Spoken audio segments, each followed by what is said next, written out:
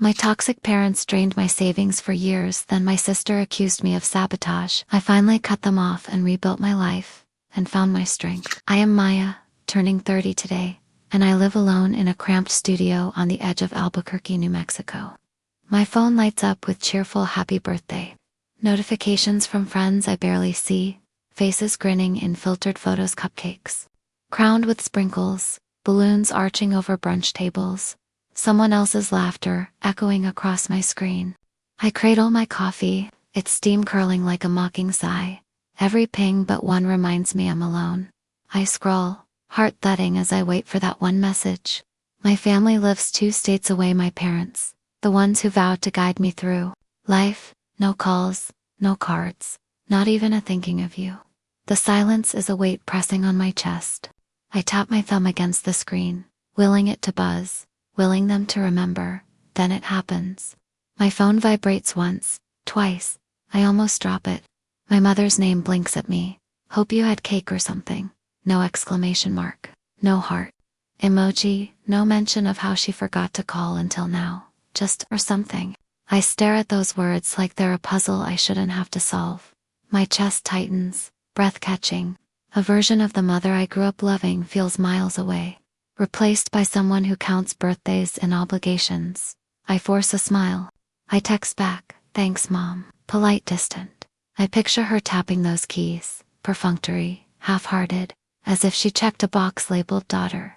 I put my phone down. I wander toward the kitchenette, my reflection in the microwave.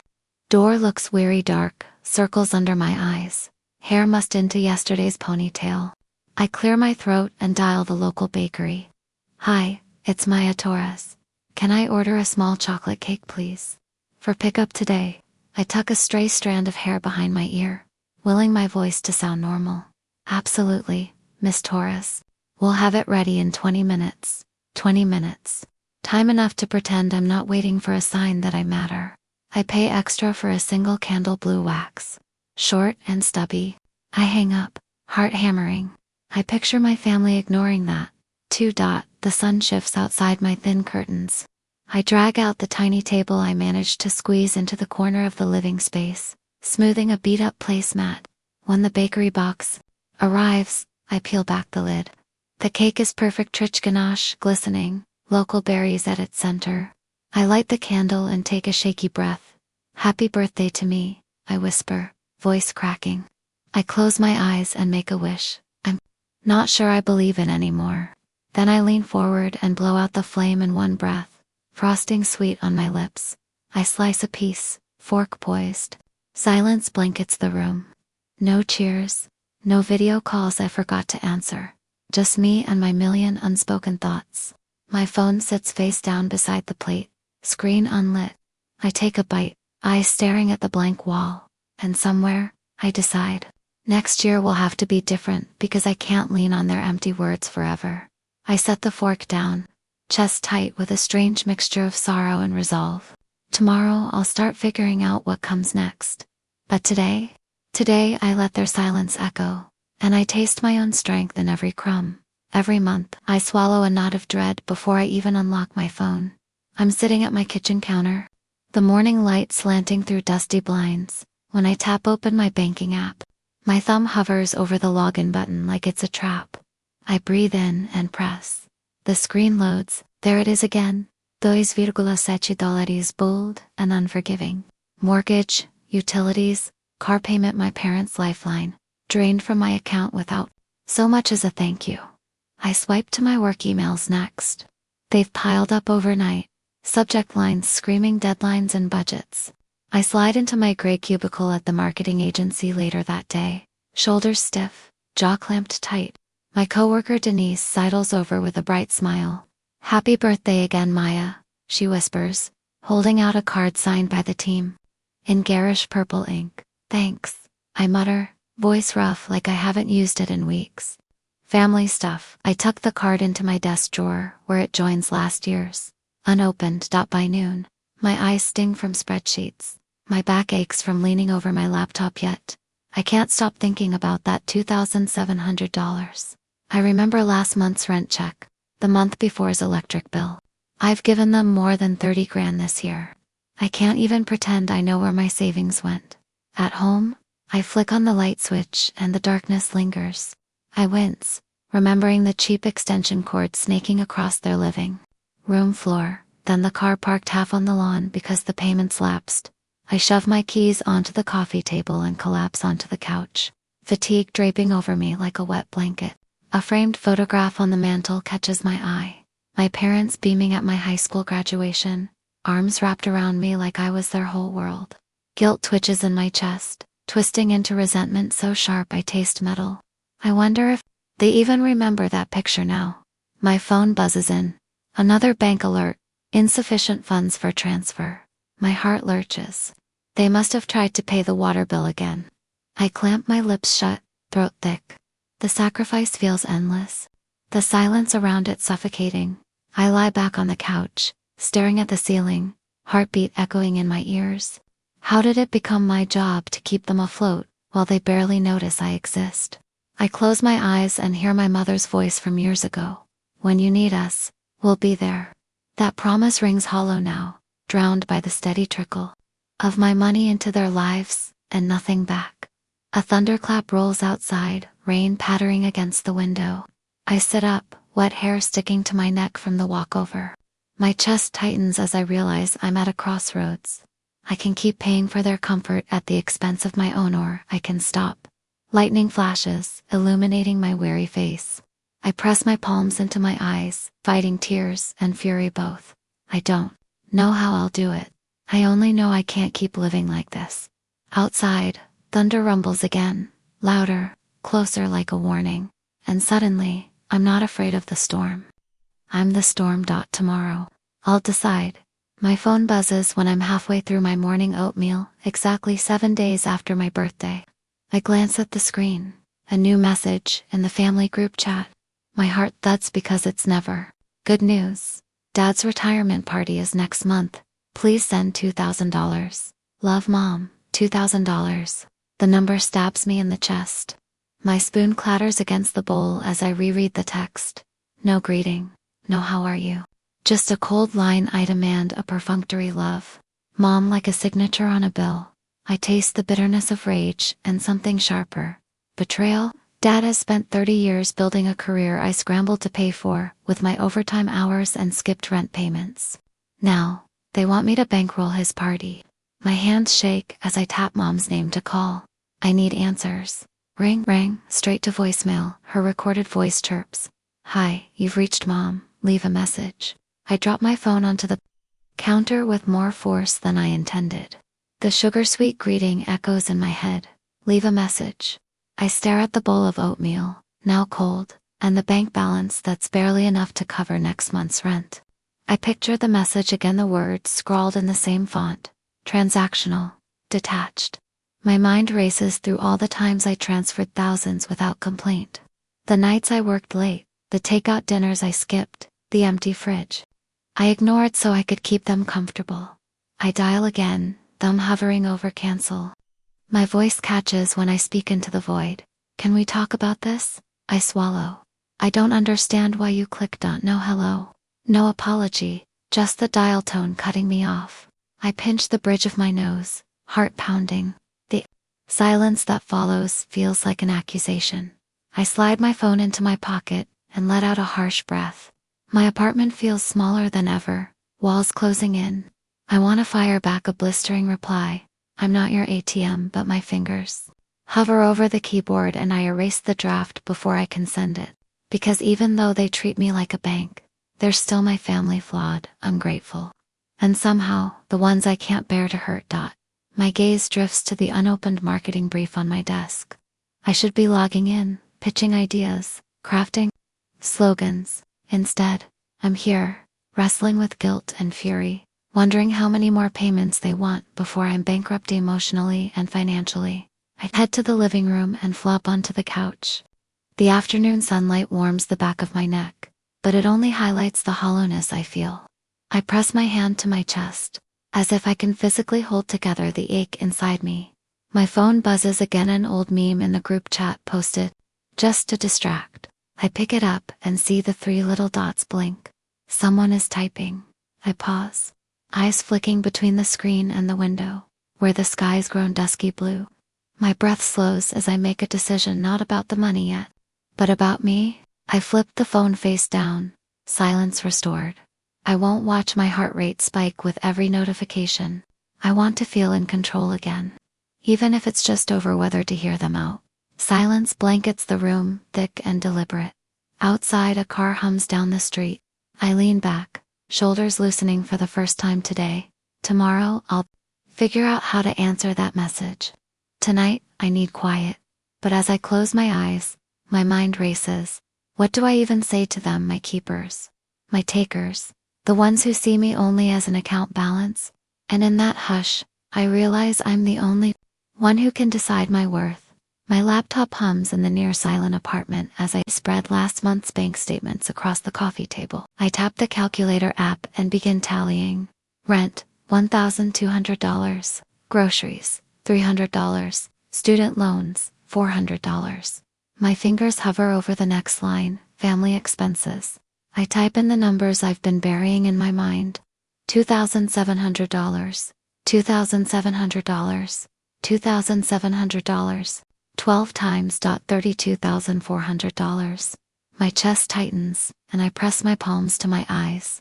The numbers blur. I scroll through my transaction history. Transfers on the first of every month.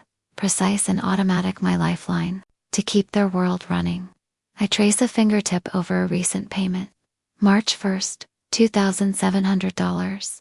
That was the same day I canceled my dentist appointment because I couldn't spare the copay. A single tear rolls down my cheek. I swallow hard, throat raw. How did my parents' comfort become my only priority? I close my eyes and see her face, Mom, smiling at me as a child, brush in hand, painting daisies on my bedroom wall. "We'll always be here for you," she'd said, setting down her roller. Back then her promise felt as solid as the ground. Beneath my feet, now, the foundation's crumbled. I stand and pace, budget sheets fluttering behind me like wounded birds. My gaze fixes on the corner where I've stashed my emergency fund once, $5,000, now nearly gone. I click over to my savings account, $372.47. My heart pounds. I sink onto the edge of the couch and grab my phone.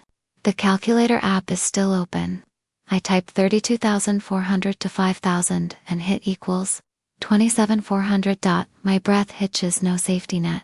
Memories flood in. College graduation, beaming parents in the front row. The year my car broke down and they promised to help only to forget, until I scraped together the cash myself. Every vow they made has been paid for by me, both in dollars and in spirit. I drop my phone onto the cushion. Rage churns in my gut, warming my cheeks. Betrayal pulses in every beat of my heart. I stand and walk to the window, drawing back the curtain. The city stretches below me, traffic lights flicker, life rushing onward. But here, in my apartment, time feels suspended. I press my forehead against the glass, feeling its cool hardness. A vow rises in my chest, fierce and bright as lightning. I will not be their bank any longer. My legs tremble as I turn away. I pick up a blank notepad from the coffee table and flip it open to a fresh page. First line, I write, boundaries. Outside, a car horn blares. I freeze, then smile, a small, fierce thing. I tap my pen on the paper, heart pounding with a mixture of fear and exhilaration. Tomorrow, they'll ask for money again, but tonight, I start writing the rules. And with every word, I feel something new unfurling inside me. The promise of a life reclaimed. I exhale, pen poised. The next line will change everything. I woke up to the hum of my laptop fan before my alarm even rang, heart thudding like a warning. Yesterday's storm of numbers and tears still pulsed behind my ribs. But this morning I made a choice. I wouldn't let them siphon my life away any longer. I rolled out of bed, pulled on jeans, and booted up my banking app just to check. The scheduled transfer glowed on the screen, pending. $2,700. My finger trembled as I slid open my laptop and clicked cancel auto pay. The confirmation ping felt like a crack in the glass ceiling over my chest. For the first time in months, the weight lifted. Guilt knotted in my stomach, but beneath it bloomed something like relief. I poured coffee stronger than usual and watched the steam curl into the quiet apartment. The silence wasn't heavy today, felt earned. I left my phone face down on the counter, where it stayed, dark and unthreatening. No pings, no please. The office, I sat at my desk and braced for the flood. My inbox was full of deadlines, not guilt trips. I logged into the morning meeting, pitched 3 new campaign ideas, and cracked a joke about Monday blues. Denise glanced over, eyebrows raised. "You seem different today," she said. I smiled, a genuine curve of my lips, not the polite twitch I'd practiced for so long. "I got some perspective," I replied, and she let it go, nodding. Lunch rolled around, and my phone stayed silent.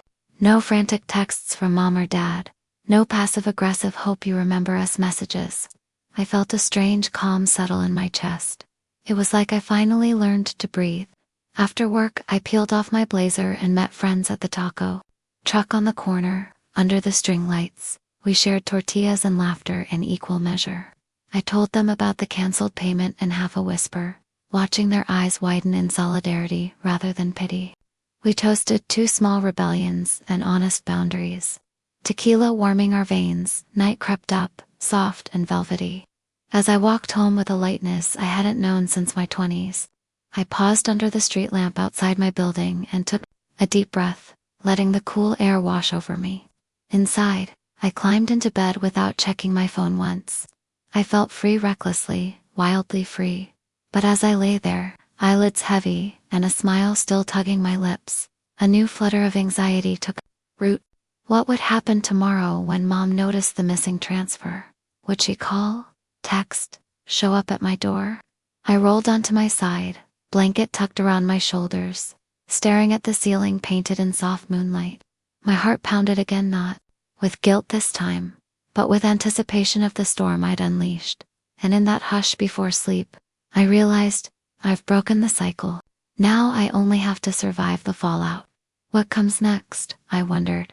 As the darkness pressed close and I wasn't sure I wanted to know. The morning light shatters against my curtains, but I don't reach for my phone.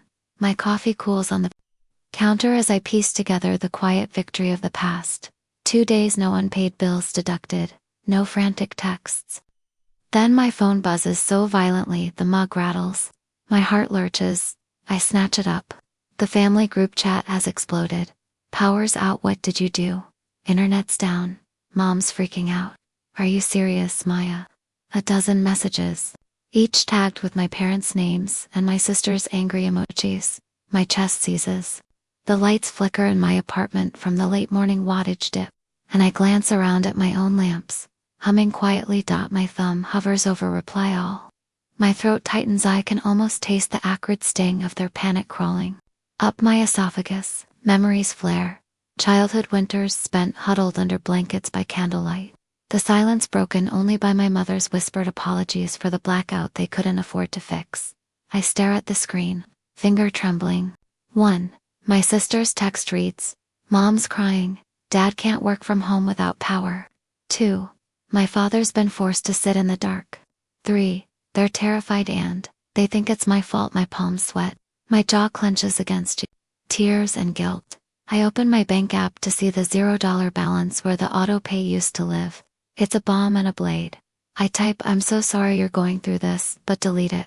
I type, "I did what I had to do," and hesitate. How? Do I explain boundaries to someone who equates my love with my bank account? I scroll through my contacts: mom, dad, sister, aunt. My aunt's message from last week. "I'm here if you ever need to talk."